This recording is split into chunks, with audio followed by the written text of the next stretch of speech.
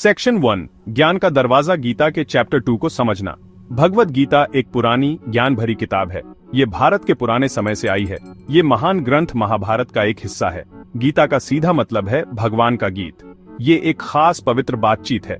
अर्जुन जो एक बहादुर योद्धा राजकुमार थे और भगवान कृष्ण जो उनके दिव्य सारथी और दोस्त थे, उनके बीच ये गहरी बातचीत एक बड़ी लड़ाई से ठीक पहले होती है। ये हमें हमारी लाइफ और ड्यूटी के बारे में ऐसी बातें सिखाती है जो हमेशा काम आती हैं। गीता का चैप्टर 2 सच में बहुत खास है। इसे संख्या योगा के नाम से जाना जाता है। इसका मतलब है ज्ञान का योग या समझ का योग। इसमें गीता की सारी सीख का निचोड़ है।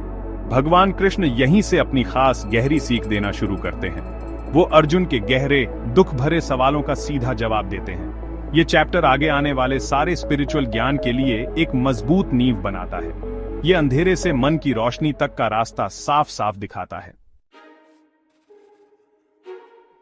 सीन एक बड़े युद्ध के मैदान का है। इस मैदान का नाम कुरुक्षेत्र है। दो सेनाएं जो खून के रिश्ते से जुड़ी हैं आमने सामने खड़ी हैं। अर्जुन जो हीरो हैं अपने ही रिश्तेदारों को सामने देखते हैं। वो अपने प्यारे गुरुओं, चाचा, भाई और बेटों को देखते हैं। उनका दिल बहुत ज्यादा दुख और दया से भर जाता है। उन्हें लगता है कि वो अपने ही परिवार से नहीं लड़ सकते। उनका मजबूत धनुष गांडीव उनके हाथ से छूट जाता है। वो एक भयानक मॉरल डिलेमा में फंस जाते हैं। ये दूसरा चैप्टर बहुत ही ज्यादा इंपॉर्टेंट है। अर्जुन अपने दुख और कंफ्यूजन में पूरी तरह खोए हुए हैं। भगवान कृष्ण धीरे से उन्हें जगाना शुरू करते हैं। वो सबसे पहले ड्यूटी, जिसे धर्म कहते हैं, के बारे में बताते हैं। फिर वो आत्मा यानी एटमन के असली रूप के बारे में समझाते हैं। वो अर्जुन को बताते हैं कि आत्मा अमर है, वो कभी नहीं मरती। सिर्फ ये शरीर कुछ समय के लिए है और खत्म हो जाता है। ये शुरुआती सीख बहुत पावरफुल है और इंसान को बदल देती है। ये अर्जुन को उनकी गहरी निराशा से बाहर निकलने में मदद करती है। ये उनके स्पिरिचुअल सफर की सच्ची शुरुआत है। सेक्शन 2 अर्जुन का संकट का पल मन के अंदर का युद्ध क्षेत्र। अर्जुन बहुत गहरी इमोशनल उथल पुथल में थे।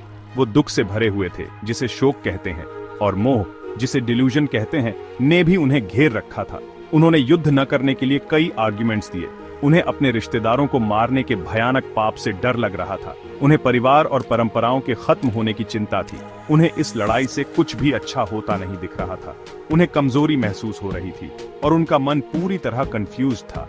उनका शरीर कांप रहा था और उनका मुंह बहुत सूख रहा था। अर्जुन ने अपनी खास चिंताएं कृष्ण को बताई। उन्हें लंबे समय से चली आ रही पारिवारिक परंपराओं के खत्म होने का डर था। उन्हें लगा कि इससे समाज में बड़ी गड़बड़ी हो जाएगी। उन्हें चिंता थी कि हर तरफ अधर्म फैल जाएगा, परिवार की औरतें शायद बिगड़ जाएं, फिर ऐसे बच्चे पैदा होंगे जिन्हें कोई नहीं चाहता। अपने प्यारों के लिए उनका पर्सनल दुख भी उन्हें खाए जा रहा था। आखिरकार उन्होंने अपना फैसला भगवान कृष्ण पर छोड़ दिया। उन्होंने कृष्ण से उनका गुरु बनने और उन्हें रास्ता दिखाने के लिए कहा। भगवान कृष्ण ने अर्जुन की बातें ध्यान से सुनी। फिर उन्होंने एक हल्की, सब कुछ जानने वाली मुस्कान के साथ जवाब दिया। उन्होंने अर्जुन को उनकी इस कायरता भरी निराशा के लिए हल्की सी डांट लगाई। उन्होंने अर्जुन से कहा कि उनका दुख सच में गलत जगह पर है। उनके जैसे महान योद्धा के लिए ये ठीक नहीं था। दिल की ऐसी कमजोरी स्वर्ग नहीं ले जाती, बल्कि इससे सिर्फ उनकी बदनामी होगी। कृष्ण ने उनसे इस छोटी सोच वाली दिल की कमजोरी को छोड़ देने को कहा। उन्होंने उनसे उठकर लड़ाई के लिए तैयार होने को कहा। फिर कृष्ण ने असली सच समझाना शुरू किया। उन्होंने सच क्या है ये सिखाने से शुरुआत की। उन्होंने असली और नकली के बीच का फर्क साफ किया।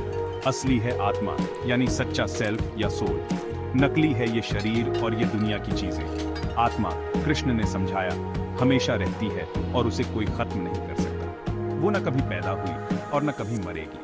हथियार उसे काट नहीं सकते, आग उसे जला नहीं सकती, पानी उसे गीला नहीं कर सकता और हवा उसे सुखा नहीं सकती। इसलिए इस खत्म हो जाने वाले शरीर के लिए दुख करना अज्ञानता की वजह से होता है। सेक्शन 3 सच के 3 रास्ते कर्म, ज्ञान और ध्यान। कृष्ण ने सबसे पहले कर्म योग का रास्ता बताया। इसे कर्म का योग या बिना किसी स्वार्थ के सेवा करना भी कहते हैं। उन्होंने अर्जुन को अपनी तय ड्यूटी, अपना धर्म करने की सलाह दी। अर्जुन के लिए एक योद्धा होने के नाते ये ड्यूटी थी लड़ना। सबसे जरूरी बात थी कि फल की चिंता किए बिना काम करना। किसी को भी सक्सेस या फेलियर की चिंता नहीं करनी चाहिए। कुशलता से और शांत संतुलित मन से काम करो। ये पहला बड़ा रास्ता है जिस पर कृष्ण बहुत जोर देते हैं। ये अपने काम को पूरी लगन से करने के बारे में है। क्यों किसी को फल की चिंता किए बिना काम करना चाहिए? कृष्ण ने समझाया कि कर्मों का फल हमें बांध सकता है। अगर हम अपने फायदे के लिए काम करते हैं तो हम कर्म बनाते हैं। ये कर्म हमें जन्म और मृत्यु के चक्कर में फंसाए रखता है। लेकिन बिना स्वार्थ के किया गया काम, जो ड्यूटी समझकर किया जाए, मन को साफ करता है। इससे नए कर्म बंधन नहीं बनते। ये धीरे धीरे मुक्ति यानी मोक्ष की ओर ले जाता है। सोचो, एक डॉक्टर पूरे ध्यान से पेशेंट्स का इलाज कर रहा है, फेम या पैसे के लिए नहीं, बल्कि ठीक करने की ड्यूटी समझकर। इसके बाद कृष्ण ने ज्ञान योग के बारे में बताया, जो ज्ञान का योग है। इस रास्ते में अपने असली रूप सेल्फ को समझना होता है। ये समझना होता है कि हम ये शरीर नहीं है, न ही हम मन, बुद्धि या ईगो है। असली सेल्फ तो वो हमेशा रहने वाला, न बदलने वाला आत्मा है। ये आत्मा शुद्ध चेतना है, भगवान का ही एक अंश है। ये गहरा ज्ञान अपने आप में मुक्ति देने वाला है। ज्ञान योग कर्म योग को बहुत खूबसूरती से पूरा करता है। कर्म मन साफ करता है, ज्ञान खोजने वाले को रोशनी दिखाता है। चैप्टर 2 ध्यान योग के बीज भिगोता है। ये मेडिटेशन और मन को फोकस करने का योग है। कृष्ण स्थिर बुद्धि वाले इंसान, स्थित प्रज्ञ के बारे में बताते हैं। ऐसे इंसान का अपनी इंद्रियों पर पूरा कंट्रोल होता है। उनका मन शांत होता है, जैसे बिना हवा वाली जगह पर रखा दिया। उन्हें इच्छाओं या बाहरी घटनाओं से कोई फर्क नहीं पड़ता। वो सुख और दुख में एक जैसे रहते हैं। ये अवस्था डिसिप्लिन प्रैक्टिस से मिलती है। ये मन की शांति और क्लैरिटी के लिए मेडिटेशन की ओर इशारा करता है। सेक्शन 4 तूफानों में शांति पाना, गीता की हमेशा काम आने वाली सीख। कृष्ण स्थित प्रज्ञ के बारे में डिटेल में बताते हैं। ऐसा इंसान कैसे चलता है, बोलता है और जीता है। वो अपने स्वार्थ की चाहतों और इच्छाओं से पूरी तरह आजाद होते हैं। उनका मन दुखों से परेशान नहीं होता। वो थोड़े समय के सुखों के पीछे नहीं भागते। वो लगाव, डर और गुस्से से आजाद होते हैं। उन्हें अपने अंदर ही संतोष और खुशी मिलती है। यही मन की स्थिरता सभी स्पिरिचुअल प्रैक्टिस का लक्ष्य है। कृष्ण का एक मुख्य मैसेज है मन को शांत रखना। इसका मतलब है हर सिचुएशन में मन को बैलेंस्ड रखना। वो अर्जुन को सुख और दुख को एक जैसा समझने की सलाह देते हैं। जीत और हार को भी उसी शांति से देखना चाहिए। फायदे और नुकसान से मन की शांति भंग नहीं होनी चाहिए। यही बैलेंस सच्ची खुशी और आजादी की चाबी है। इसका मतलब ये नहीं कि आप कुछ महसूस न करें या बेपरवाह हो जाएं, बल्कि ये दुनिया के दोहरेपन को समझने के बारे में है और अपने असली सेल्फ में टिके रहने के बारे में। ये पुरानी सीख आज की मॉडर्न लाइफ में बहुत काम की है। आजकल बहुत से लोग स्ट्रेस, एंजाइटी और प्रेशर महसूस करते हैं। भगवत गीता मन को सही तरीके से मैनेज करने के तरीके बताती है। ये हमें अपनी ड्यूटीज और रिस्पॉन्सिबिलिटीज निभाने सिखाती है, लेकिन नतीजों की ज्यादा चिंता किए बिना।